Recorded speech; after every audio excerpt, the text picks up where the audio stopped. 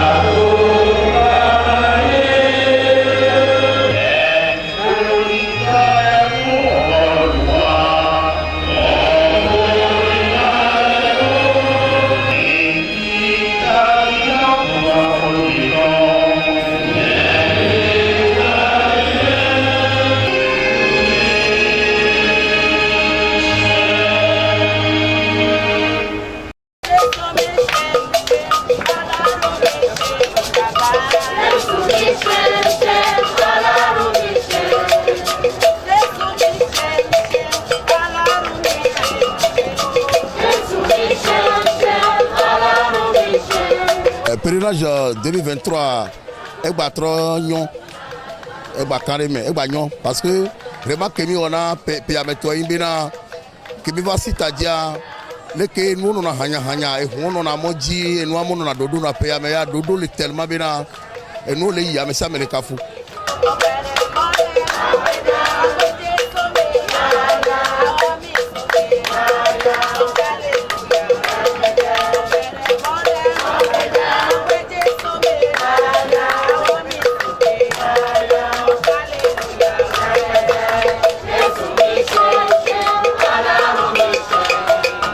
Les PMA, nous que le gouvernement a et que c'est là que mi va se mi va quoi les PMA.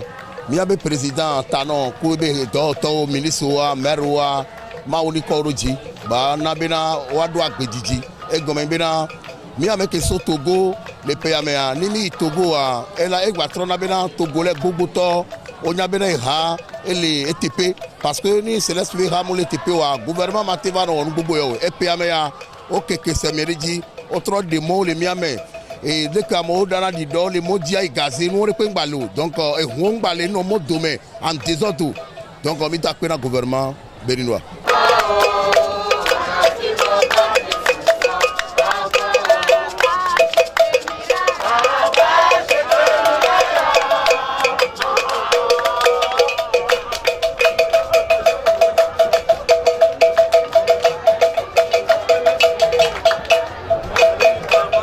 Les PMA, nous qui souhaitons que nous y PMA, c'est la vioa, ma on n'a pas y'a pas corona bezame.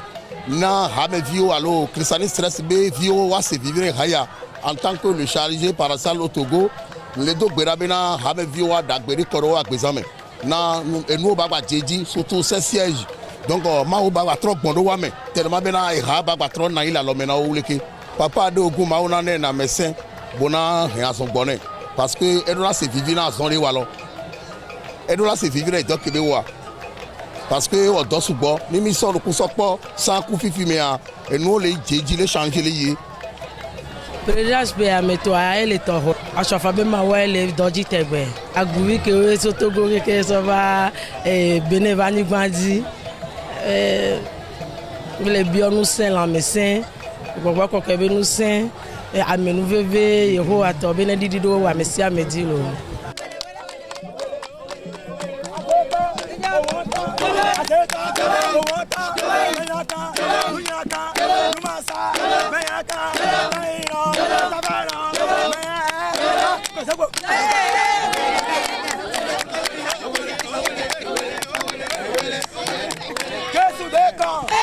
Alléluia, alléluia, chers internautes de Jéhovah Presse-TV.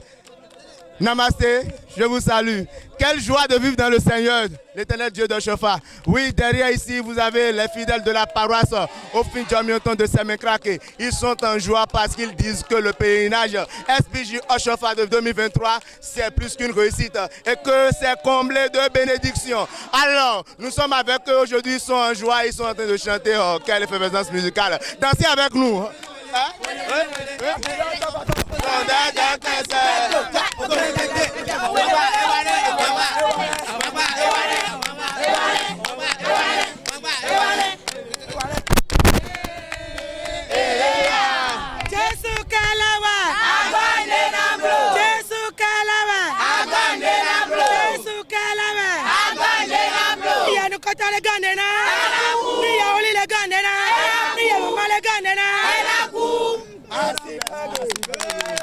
Ok, vous voyez comme c'est bon de vivre dans le Seigneur. Alors nous allons prendre le chargé en interview. Le chargé va nous dire quelques mots par rapport au pèlerinage SBJ Oshofa. Alléluia, chargé. Alléluia. Présentez-vous à nos chers internautes. C'est l'évangéliste Anani Serge. Oui, de la paroisse. De la paroisse au fin Djamioton. Et à Diamé, Djessoudjuro, à Semenkrake. Ok, oui. Nous sommes sur votre paroisse, sur le site de pèlerinage Oshofa. Voilà, vous avez vu que vos fidèles, ils sont en joie, ils sont en train d'animer la galerie. C'est bon, c'est doux. Qu'est-ce qui fait l'objet de leur joie? C'est parce que nous avons respecté la prescription de l'Église. La première qui dit que nous devons venir célébrer la Noël, la veille de Noël à Semen. Et nous sommes venus. On a reçu la grâce que Papa Oshofa a dit depuis le début de l'église. Ça continue même après le départ de Papa. Et vous voyez, nous sommes contents. On a reçu beaucoup de choses et nous sommes en forme. C'est pour cela que la joie, elle est à son comble et ça continue. Et comment trouvez-vous le pèlerinage SBJ Oshofa de cette année? Cette année, c'est bizarre. C'est tellement, les pèlerins sont là, plein. Il n'y a même pas de place. Ça montre que Oshofa a dit, quelques personnes sont venues. La première édition, que des multitudes vont venir après. Ça s'est réalisé et puis ça dépasse l'entendement des humains. Comment trouvez-vous les actions du gouvernement dans le pèlerinage SBJ Oshofa de cette année? Non, ça là, c'est une prophétie qui s'est réalisée. Papa Oshofa l'a dit le samedi 15 février 1975. Il a dit que le moment viendra et le gouvernement va se mêler dans l'organisation des choses dans l'église. Et c'est ça. On a appris qu'il y a eu 4 ministères du gouvernement. Il y a les voies qui sont tracées, l'eau est là, le courant, la sécurité. On ne peut qu'applaudir le gouvernement. Ça, c'est vraiment bien. Okay. Et quelle prière avez-vous dites à l'endroit de la première personnalité de l'église du Saint-Céleste, son Excellence, le pasteur Adéogou? Je lui souhaite prompte guérison, longue vie, la chance encore, la sénérité et Dieu fera son œuvre. Ok, merci beaucoup, chargé. Alléluia. Alléluia à vous aussi.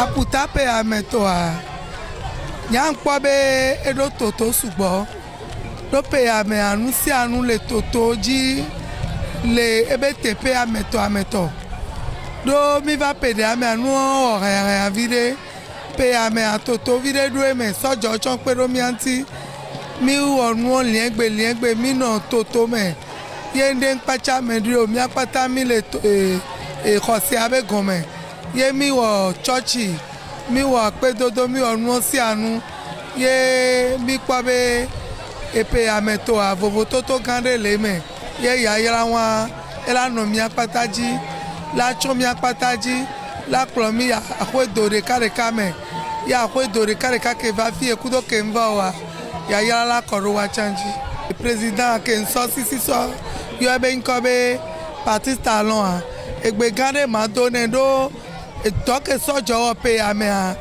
gbole fifi be sina be to gande yo ye toto sugbodo nu me ye aputa pe ame to a etovo mu gba oyan lo tukara mule o nu videle ke osora gbedo mi anti e wan be ngbedo me a ma do gbedo de la be la mesie la yen to mi ame révérend papa de ogun ke la zikpe ajile kapopo ya me yo ala tu si do la mene e nu ke yin do wuli kudo nu ti ko agbase me to ape ya me ta ti patara puata ye ela ya home kudo la mese ela no sensene ye ela remindo akon ya chami ahen ye mi ano de kamele ye o abenko enu de pepe ke yin do enu de pepe ke yin ti ko agbase me to nde pepe ke le pache la agbase me ye agbeto po be e jojina ya pe ya me yo wa la chen pata le la mene la mese la yin to ela no mi agbon de keke ka salado enu ma ti ko na agbase o la mese ye mbione ye le kapopo ya me la yin gba keji mi le ya angeli oho edea yo la wo abedo le neso me o le we chanvo le Yehoba be nkome mi wa huto do e vivi nu mi ma opo mi dogbe do me gbeto lo bi ba bo na mo pe lo po e mo an ma o ka po mi de to gba vile bo po mi dogbe bo mi mo huto opo chicho opo e wa inu de vivi nu mi o bo mi ka bo wa pe chichi Jesu mi toto e vivi nu mi e wa so bo mi la ya je we sin so loko. Je rends grâce à Dieu pour tous ses bienfaits, puisque ce n'est pas donné à tout le monde d'assister à cette fête. Dieu nous a préservé la vie et nous a gardés. Surtout notre paroisse Cité de Jéhovah. Dieu nous a comblés de ses grâces, nous a donné une grâce et nous sommes venus lui rendre grâce sur cette terre sainte de Sémé.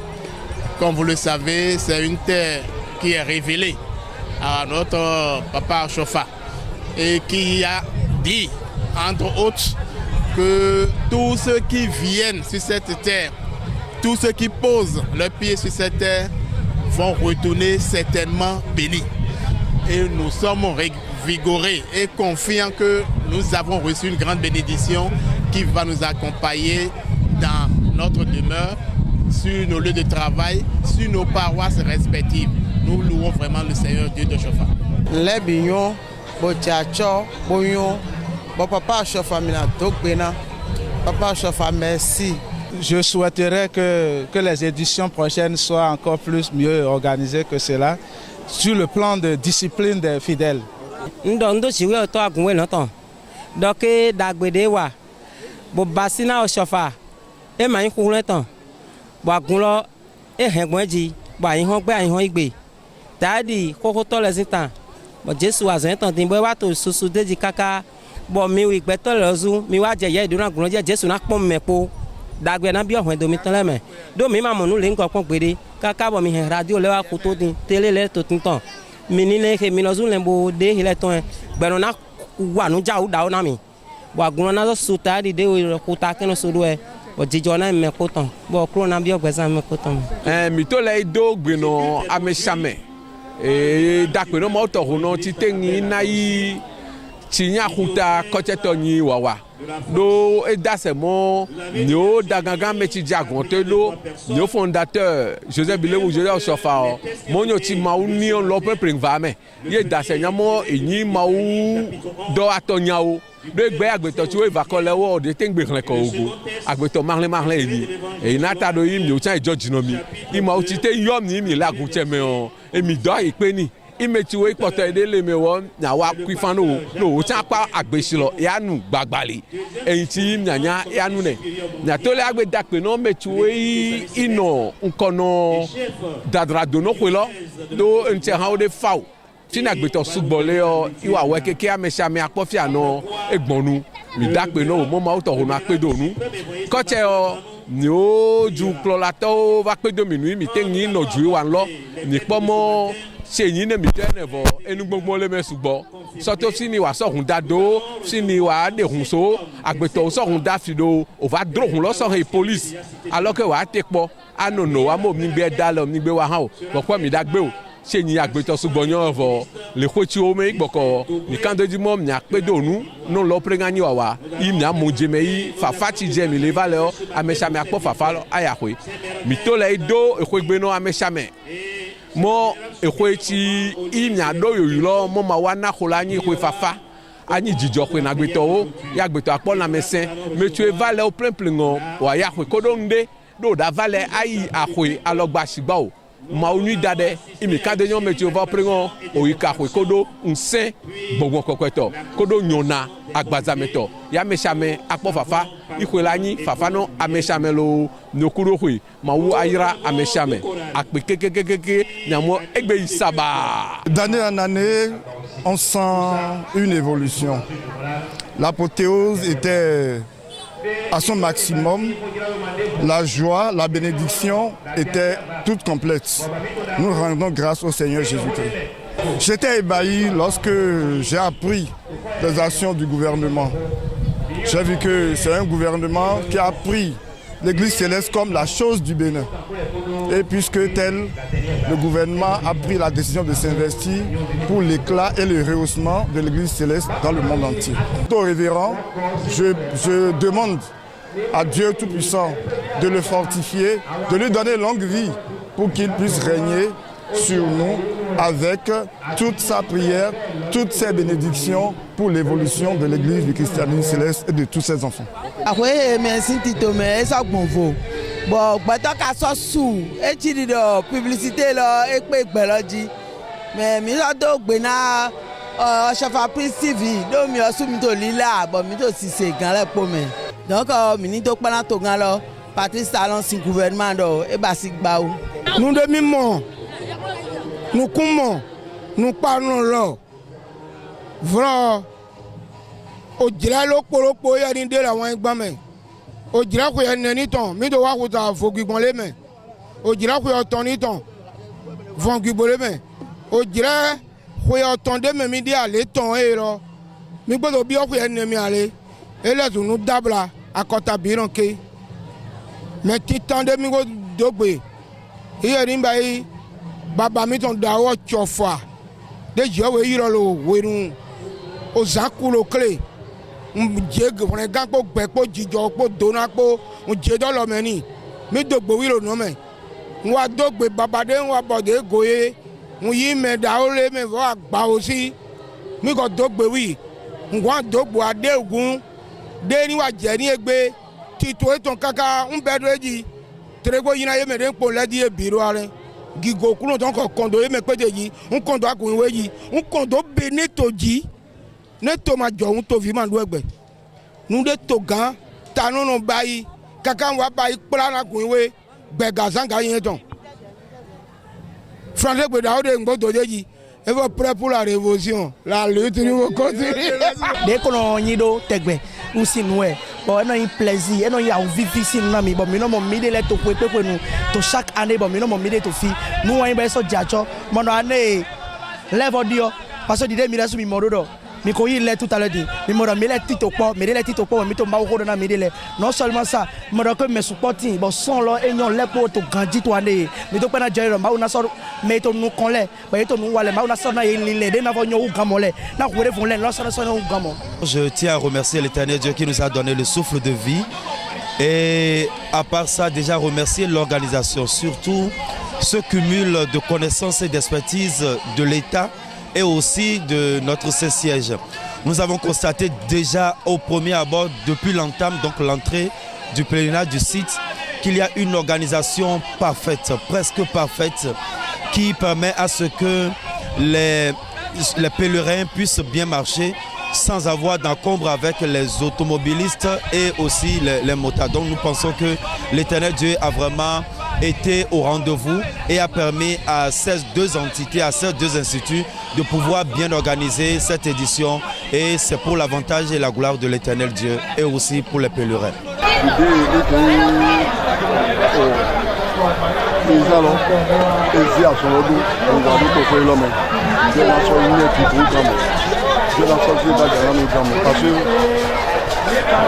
Mais dès que porter à l'idée, il y a des gens qui sont là, il y a des gens qui sont